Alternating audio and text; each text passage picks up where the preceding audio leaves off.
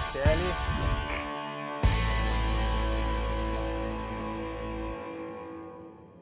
Turma, bom dia a todas e a todos. Sejam muito bem-vindas, muitos bem-vindos para mais um episódio do nosso podcast. Hoje é nosso podcast número 9. Estou fazendo também uma gravação aqui desse podcast, que a gente vai postar em nosso YouTube. Estou com o Marcelo Herculano e nós vamos falar sobre a questão dos torniquetes improvisados. Vai ser o foco inicial desse podcast de hoje, e vamos aproveitar também para tirar aqui algumas dúvidas que nós recebemos com frequência relacionadas com o uso de torniquete de uma forma geral. Marcelão, seja muito bem-vindo para esse podcast de hoje. Você é o primeiro convidado aqui dos podcasts do IBRAP. É um prazer. Bom dia, Léo. Bom dia, galera que está ouvindo a gente aí. Os seguidores, as pessoas que gostam do nosso trabalho. É um prazer estar aqui inaugurando mais uma vez mais um outro projeto, né? Que são os podcasts agora tipo formato entrevista ou formato bate-papo, assim como foi o papo de socorrista, muito legal. É um prazer sempre estar contigo, tomara que a gente consiga esclarecer as dúvidas, e é um assunto sempre polêmico, ele não acaba nunca. Todas as vezes que a gente está conversando ou ministrando curso, sempre é recorrente o assunto, então acho que vale a pena gravar aqui para as pessoas ouvirem e de repente guardar a informação. Muito bom. Pessoal, para quem está acompanhando aqui no YouTube, nós gravamos diariamente praticamente um podcast no nosso grupo de Telegram do IBRAP, botamos vários conteúdos exclusivos. Bacana que você pode ouvir esse áudio quando estiver aí dirigindo, bota correndo, bota em 2 vezes a velocidade, aí você vai pegar esse conteúdo bem rápido, isso é legal. O link do grupo de Telegram eu vou deixar aqui para vocês. A gente está aqui com o Marcelo, inclusive, na semana de workshop, né, na semana de transmissão ao vivo do workshop de controle de hemorragias. Ontem nós fizemos uma live, tá até com a mesa aqui atrás com todos os equipamentos, surgiram várias dúvidas de torniquetes. Algumas dúvidas foram relacionadas com a questão do torniquete improvisado, e hoje de manhã na caixinha de perguntas lá do Instagram, de novo, como é que eu faço um torniquete improvisado? Marcelão, torniquete improvisado, tá correto? Pode usar? Existe essa recomendação? O que é que você acha? Então, eu vou tentar ir nos primórdios aqui, para a gente ter mais ou menos um parâmetro de história do que alguns anos atrás acontecia com esse tipo de torniquete. E foi isso, infelizmente, que demonizou o torniquete para uso civil. Porque o torniquete existia, era um protocolo de atendimento pré-hospitalar, de atendimento de primeiros socorros, ele realmente era ensinado assim. Eu entrei na Marinha em 1989 e no meu manual do Corpo de Fuzileiros Navais tinha lá ensinando a fazer o torniquete com o pano e a madeira. Não existia torniquete manufaturado, não existia torniquete comercial. Então a gente aprendia para poder salvar a vida do colega em ambiente hostil ou até mesmo um acidente qualquer.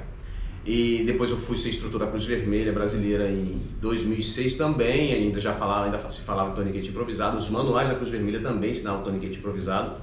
Eu ainda não era um estudioso da matéria de controle de hemorragia, já sabia de atendimento pré-hospitalar, porque eu comecei a cursar em 1994 sobre isso, quando eu fiz o curso de enfermagem, de técnico em enfermagem no Hospital Naval Marcílio Dias, na Escola de Saúde do Hospital Naval Marcílio Dias. Então aprendi primeiros socorros, aprendi a parte intra-hospitalar, extra-hospitalar, mas sempre se falava também, quando falava de pré-hospitalar e falava de atendimento de primeiros socorros, se tocava no assunto do torniquete, e o torniquete era ensinado daquela forma. Naquela época não se falava improvisado, falava fazer um torniquete. Ele era um torniquete. Ele era um torniquete. Porque já existiam naquela época os dispositivos comerciais que existem hoje? Exato, não existiam. Então, mas muito antes até, as pessoas faziam já o uso desse dispositivo que era para hemorragias ou amputações. Eu lembro de quando eu era muito mais novo, antes de entrar para a Marinha, eu via um rapaz com um torniquete no braço que andava na rua onde eu morava no Rio de Janeiro, para cima e para baixo. Eu não entendia por quê. E eu era muito novo, não perguntava para ele, ele era adulto. Eu vi, depois de um tempo eu via sempre passando, eu via a mão dele de uma cor diferente, muito escura, praticamente sem movimento, demasiada. E hoje eu sei o que era, antigamente eu não sabia, e depois de um tempo, mais ou menos umas 2 semanas depois, eu fiquei sabendo que ele faleceu. Aí eu perguntei, fulano de tal, tá por aqui? Não, ele morreu, ele teve uma infecção, não sei o quê. Bom, resumindo, pode ter sido por conta desse dispositivo que ele, na época, chamava torniquete, colocar no braço. Pode ter sido também por outra coisa, que eu não sei, porque eu não sei da história dele, mas ele andava com um torniquete amarrado no braço o tempo todo, e eu descobri que falaram que ele tinha se machucado na mão e colocou aquilo ali para evitar que sangrasse, só que manteve por dias. Ficou dias, esse fez uma isquemia, provavelmente necrosou e infeccionou, e depois ele teve um problema. Bom, isso aí é uma coisa que passou na minha vida muitos anos atrás, quando eu era menino. E aí, depois, quando eu comecei a estudar, foi se passando o tempo e o uso do torniquete em vários manuais de primeiros socorros, de bombeiros, de cursos de brigada, diziam o torniquete só deverá ser usado em último caso, ou seja, em amputações traumáticas ou arrancamentos traumáticos. Sempre era assim. O caso de controle de hemorragias nas aulas de choque era pressão direta, elevação do membro e pressão no ponto arterial. E hoje a gente já sabe que elevação do membro e pressão no ponto arterial não modificam o desfecho de uma hemorragia que você não consegue controlar com uma pressão direta ou um curativo compressivo. Então o segundo passo já se transformou a partir de 2016, que começou a se disseminar, inclusive através do PHTLS, o torniquete no ambiente civil. No ambiente militar sempre houve, mas não havia comercializado. Então, se hoje, aí a gente entra no assunto efetivamente, se hoje você tem o dispositivo comercializado, que foi feito para isso, estudado, planejado, testado, recomendado por órgãos que conhecem do assunto, que fizeram estudos grandes para poder saber se ele pode ser utilizado, por que nós, profissionais, eu não estou falando do leigo, estou falando do profissional, e até o leigo treinado acho que é bom saber, porque nós não adquirimos esse equipamento para não ter que improvisar. Eu gosto de fazer uma analogia com um dentista. Se você sente dor de dente e vai ao dentista e ele observa que você tem uma cárie, ele precisa abrir um espaço no seu dente para colocar uma amálgama ali, vai fazer uma limpeza, uma asepsia, vai ver o que tem de infecção, se vai tratar ou se não vai tratar, mas vai botar uma amálgama. Para ele abrir esse espaço, ele usa um equipamento que ele uma broca com um motorzinho que fura seu dente. Você conhece o seu dentista, você chega lá, confia nele e ele fala assim: poxa, Marcelão, desculpa aí, cara, hoje meu motorzinho deu problema, a broca quebrou, mas eu tenho uma furadeira ali no quartinho de ferramentas e ela tem uma broca bem fininha, eu vou dar um jeitinho aqui e vou furar teu dente com essa broca. Você consciente do que é uma broca, você consciente do que é a sua dor e consciente do que deve ser feito para abrir ali, você vai deixar esse camarada fazer? Vai deixar ele? Ou você prefere esperar para quando ele estiver com a broca pronta funcionar? Você tem a opção de escolher. Essa pessoa que sangra, pode ser que seja eu, pode ser que seja você, é uma pessoa que tenha conhecimento, sabe que um torniquete vai dar jeito. Você gostaria que alguém colocasse um torniquete improvisado em você? Pensando se vai dar certo? Ou você que de repente pensa em não adquirir um equipamento, e eu não estou falando que vocês têm que adquirir, mas pense em não adquirir por causa do valor, por causa do custo, porque ele não é reutilizável, e vai falar assim: bom, eu vou, já que eu sei fazer um torniquete improvisado, eu não preciso comprar um comercial. Só que se fosse em você, ou num ente querido seu, você gostaria de utilizar ou gostaria que utilizassem você? Se a gente se colocar na posição de outras pessoas que podem estar sofrendo, e a gente, como operador, tem que fazer isso para ter empatia e saber como a gente gostaria de ser tratado, será que você ia querer que improvisasse um torniquete em você? É muito complicada essa atitude, é muito complicado esse pensamento, mas eu sempre sugiro: primeiro, existem alguns estudos, algumas informações, alguns artigos que dizem que o torniquete improvisado, sem o molinete, por exemplo, só aquele cinto que as pessoas podem tirar da cintura porque querem ajudar ali, na afã de fazer os primeiros socorros para salvar uma vida, colocar esse torniquete, que seria um cinturão, por exemplo, falha em 99% dos casos. Não, e tem um problema, né? Porque o torniquete comercial desenvolvido, ele tem toda uma tecnologia para conseguir dar segurança e efetividade no controle de hemorragia. Então, sabe que pela lei física a pressão é inversamente proporcional à superfície onde a gente aplica força. Ou seja, se eu aplico a força numa superfície muito fina, a pressão vai ser maior. E se eu faço numa superfície maior, a pressão é menor. Eu preciso de mais força para conseguir o objetivo. Então, o torniquete comercial, ele tem uma largura especialmente pensada para ser o equilíbrio entre o que eu preciso de força e ao mesmo tempo não gerar uma lesão na pele do paciente, cortar o paciente. Imagina você pegar um cerol e botar mesmo na força, você vai cortar o paciente. Então pegar um pedaço de corda qualquer mais fina e apertar muito, você pode acontecer o quê? Você vai fazer uma lesão na pele do paciente, um ferimento, e sem talvez conseguir fazer o controle da hemorragia arterial, ou seja, o interrompimento do fluxo arterial, que é mais profundo no membro. A artéria tem uma pressão maior, a parede da artéria ela tem uma resistência maior do que a V, aí vai fazer um garroteamento venoso, não é isso, Marcelão? Exatamente. Não vai conseguir fazer, ou seja, você pode com o torniquete improvisado, não, você pensou, não, mas Marcelo deu um exemplo ali, não é de situação de emergência, é uma situação talvez mais eletiva. Agora não, estou falando de emergência, sim, e se nessa emergência você fizer alguma coisa que vai piorar a chance de sobrevida do paciente, lesionando a pele, fazendo um garroteamento venoso, gerando uma síndrome compartimental, se você estiver trazendo malefícios, esse é o problema do torniquete improvisado, que existe aí uma gama possível enorme de você imaginar várias preferências de torniquete improvisado. Talvez exista algum que possa ter alguma efetividade, mas comprovado não tem. E você pode trazer esse malefício grande para o seu doente. Então, por que não lançar mão de uma outra técnica de controle de hemorragia ou realmente usar o torniquete comercial que está ali. Aí tem uma coisa que me chama a atenção, Marcelo, nos protocolos que a gente vai ler, é o seguinte, ele fala assim, se você não tiver um torniquete comercial, até fala, usa o torniquete improvisado, mas ninguém diz qual é o torniquete improvisado, como é que usa, que tipo de equipamento, para conseguir botar aquela pressão, não partir. Até os torniquetes de treinamento, ou aqueles torniquetes genéricos, falsificados, não são recomendados, porque eles podem quebrar, não é isso? Exato. Essas literaturas que falam isso, elas falam de uma forma que você não pode deixar de fazer nada. É tipo assim, se você não tiver um torniquete, use e utilize um improvisado, mas ela não explica como, não explica qual e não diz aonde fazer, por exemplo. E da mesma forma que ela está pedindo para você, faça alguma coisa, ela não está querendo se eximir da culpa, é de dizer assim, se você não tiver um torniquete improvisado, não faça isso. Porque a pessoa pode morrer realmente. Qual é o grande detalhe então? Se você conhece as técnicas de controle de hemorragia, estudou, pesquisou, você pode usar a segunda técnica, que é um preenchimento de ferida naquele local com a pressão direta efetiva e um curativo compressivo efetivo.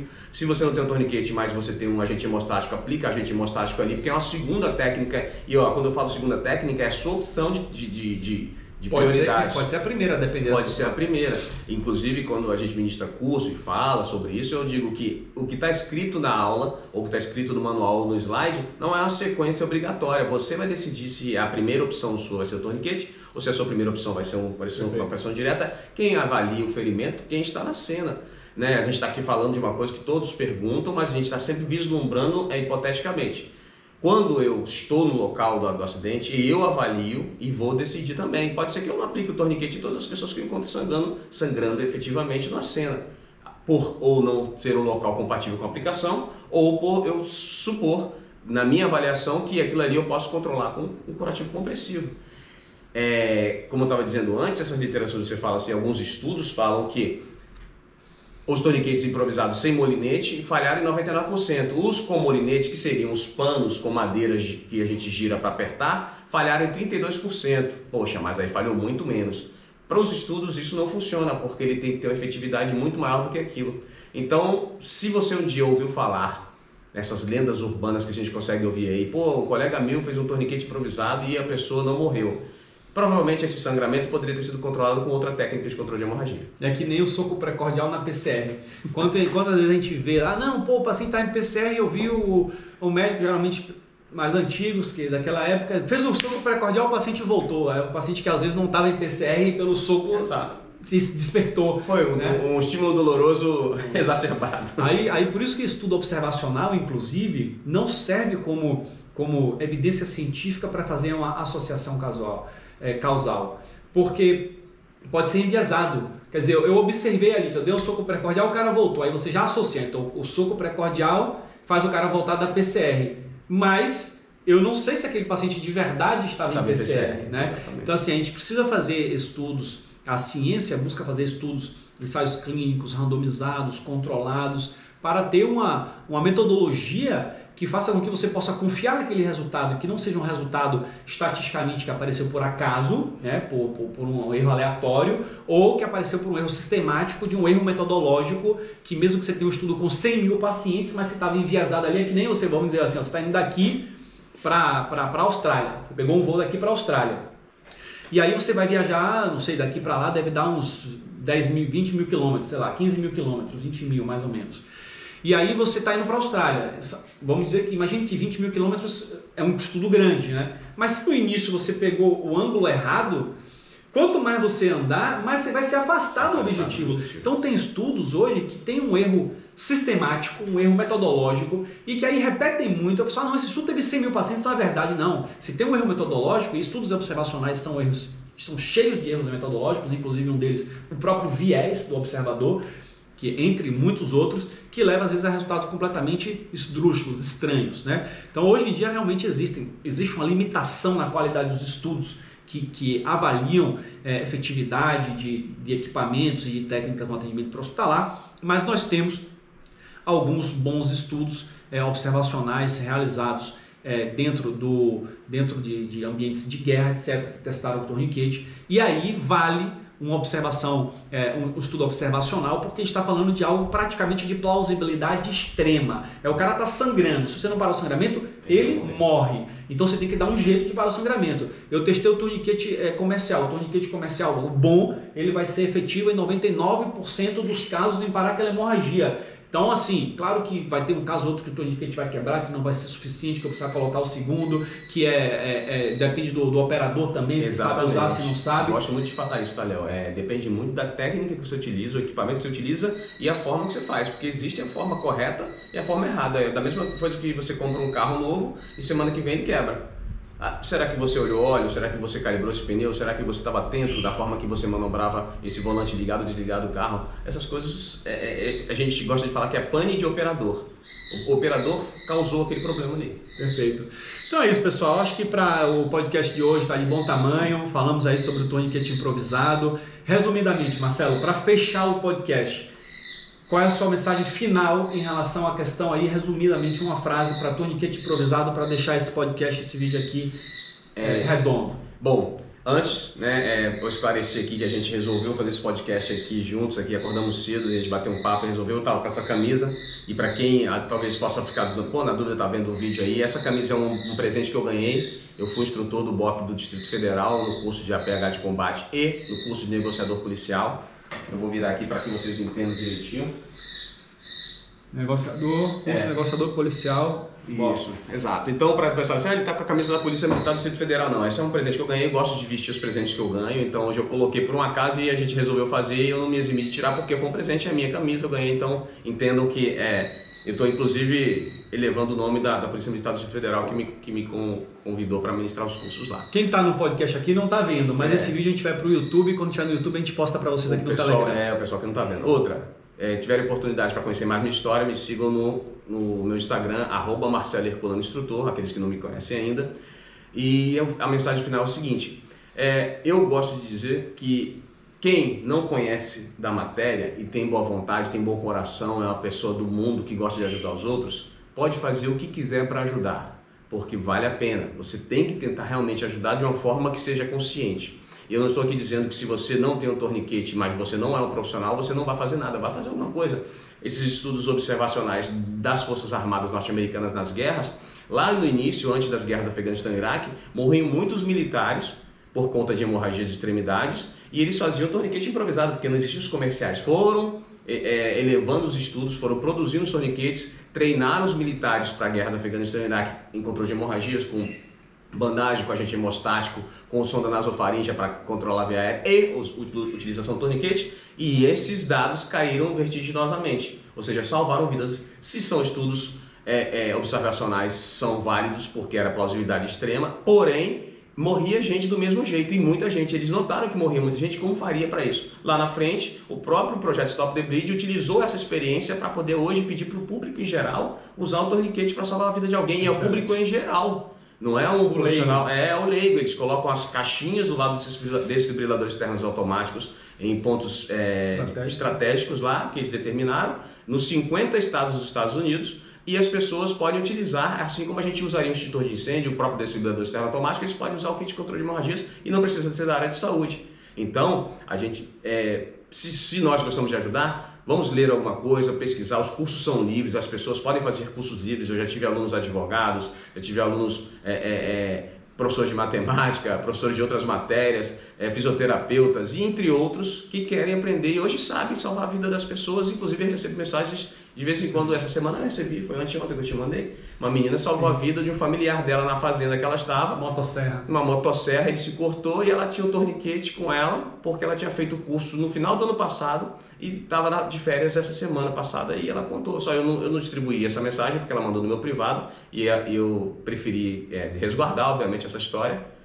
Mas ela conseguiu salvar a vida do parente. Então, isso pra gente vale a pena sempre.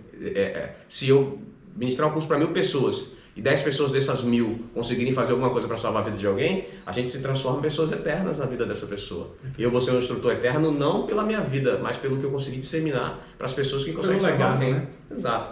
Então, a mensagem que eu falo é: tentem procurar saber, conhecer a matéria, adquirir seu material, que eles são profissionais, aqueles que não são e gostariam podem também, porque é liberado para você adquirir aonde você quiser, ou pelo menos como você quiser, mas estudem, não comprem, entre aspas, o carro sem saber dirigir.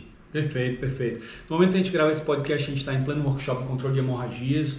Logo acima aí no Telegram, um pouco mais acima, você vai encontrar o link de inscrição para você poder participar. Se você está no YouTube assistindo esse vídeo depois, na descrição você vai poder também se cadastrar para assistir as videoaulas que nós fizemos nesse workshop. Então, Marcelão, muito obrigado, super bate-papo, gostei demais. Vamos repetir isso mais vezes. Depois manda o feedback pra gente lá, entra no nosso Instagram, nosso último post, e vai lá nos comentários e diz pra gente se você gostou desse formato de podcast, bate-papo, manda seu feedback, suas dúvidas por lá também. Estamos juntos, grande abraço, fiquem com Deus. Olha, tirando uma fotinha aqui com o Marcelão, pra gente deixar registrado, show de bola. Aqui. Olha lá, pegando aí o material, muito bom. Pessoal, um grande abraço, viu? Fiquem com Deus, tchau, tchau. Positivo, QSL.